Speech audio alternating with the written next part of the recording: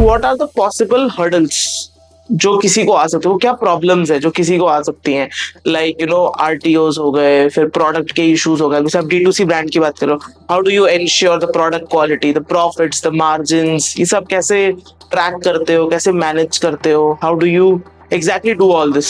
Got it. So basically जितने भी steps हैं जो मैंने आपको बताया फ्रेमवर्क में कि पहले प्रोडक्ट रिसर्च करते हो, उसकी टेस्टिंग करते हो, फिर डिस्पैच करते हो, फिर इसके बाद आगे स्टेप्स आते हैं कि आप पैकेजिंग पे काम करते हो, सब में ना एटलीस्ट हमने इतनी गलतियां करी हैं मैं आपको बता नहीं सकता।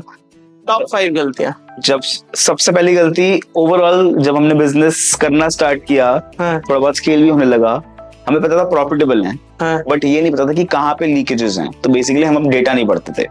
एंड आई फाइंड कि बहुत सारे लोग जो भी किसी भी तरीके का बिजनेस करते हैं वो अपना डेटा पे ना स्ट्रॉन्ग ग्रिप नहीं रखते कि कहाँ पे बेसिकली आप स्पेंड कर रहे हो, कहाँ से आपको पैसे आ रहे हैं, कितने पैसे आ रहे हैं, कितने पैसे जा रहे हैं, और क्या कैश फ्लो मेंटेन हो रहा है, और साथ में क्या उसकी प्रॉफिटेबिलिटी मेंटेन हो रही है। अब आप ई-कॉमर्स बिजनेस इतना ट्रिकी बिजनेस है कि आपको पहले सप्लायर को पेमेंट करनी है, फिर आपको अपनी लॉजिस्टिक्स कंपनी के साथ काम करना है, फिर आपको अपनी वेयर हाउसिंग कंपनी के साथ काम करना है। इन सब के अलग अलग इनवॉइसेस आ रहे हैं, इन सब का कैश फ्लो अलग है, इन सब के पेमेंट टर्म्स साइकिल्स अलग हैं।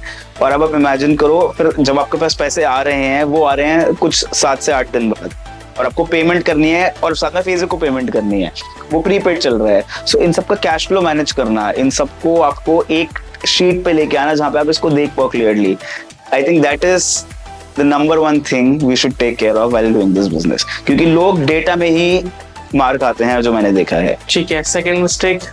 सेकंड, जब आप और स्केल पे काम करते हो, आप चाहोगे कि आप चाइना से सामान खुद इंपोर्ट करो।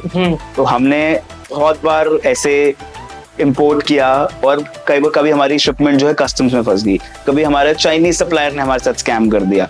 सो work with a trusted partner to make sure that your supply chain is sorted out. तो बेसिकली चाइना से जब आप चाइना से सामान इंपोर्ट करें तो वैसे ही इंडिया चाइना के रिलेशंस में कुछ ना कुछ इशू आते रहते हैं, और जब इंपोर्ट हो भी रहा है सामान, आपको custom officer because of Indian bureaucracy आपको कहीं ना कहीं रोक लेगा कि इस पे आपने कस्टम ड्यूटी इतनी % है, आपने सोचा था कि 5% है, बट आपने जब सामान आया वो 12% निकली, आपकी पूरी मैथ चल गई जिस तरीके से आपने वर्किंग करी थी। और जब आप ये स्केल पे होता है 5,000, 7,000, 10,000 यूनिट्स पे, दैट हर्ट्स अ लॉट। तो उसको मैनेज कैसे करें, like how to tackle all this? So I would suggest कि work with a trusted partner and जिनके पास पूरे कॉन्टैक्ट्स हैं इसको मैनेज करने के लिए। और आई think that is the key, क्योंकि यहाँ पे सिर्फ कॉन्टैक्ट्स ही काम आते हैं। Like I said, we use we fulfil. मैं इनको पिछले 3 साल से उनके साथ काम कर रहा हूँ, मुझे आज तक कोई प्रॉब्लम नहीं है। It's been working beautifully. Okay, what else? So 4th point is knowing your ad metrics. Basically again हम बेसिकली जो बिजनेस कर रहे हैं, we not a product company, we are a marketing company. Basically product हम तो इधर उधर से रिसर्च करके देखते हैं हम क्या बेच सकते हैं।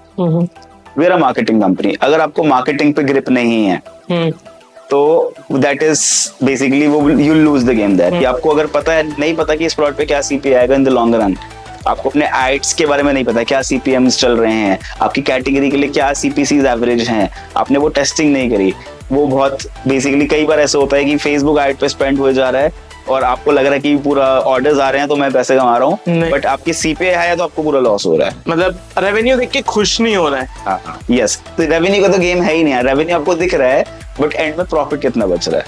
तो आई think that is most important. Last thing is getting hold of your operations. Okay, कि जब आपको ऑर्डर आ रहा है क्या आप उसको सेम डे पे शिप कर पा रहे हो, क्योंकि जब लोग फेसबुक पे इंस्टाग्राम पे ऐड देख के सामान खरीदते हैं, बहुत ही इंपल्सिव डिसीजन लेते हैं कि उनका आपका ऐड इतना क्रिएटिव है, इतना टैकी है कि यार लोग कन्विंस हो जाएंगे इस टाइम पे, खरीद लेंगे। बट जब उनको डिलीवरी जा रही है, क्योंकि कैश ऑन डिलीवरी ऑर्डर है, 2-3 दिन बाद डिलीवरी जा रही है, तो वो रिजेक्ट कर सकते हैं। तो क्या आप अपना ऑर्डर सेम डे पे डिस्पैच कर रहे हो ताकि कस्टमर को जल्दी से जल्दी मिले।